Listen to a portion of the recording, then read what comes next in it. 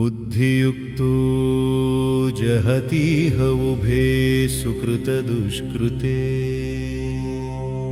तस्मात् योगाय युज्यस्व योगः कर्मसु कौशलम्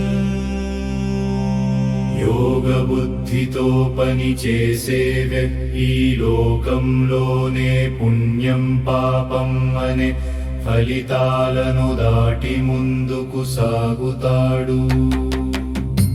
అందుకే శ్రీకృష్ణుడు యోగంలో స్థిరపడమని ఉపదేశిస్తారు. ఎందుకంటే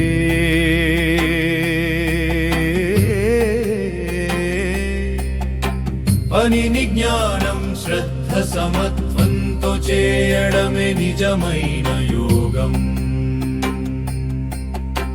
పనిని జ్ఞానం శ్రద్ధ సమత్వంతో చేయడమే నిజమైన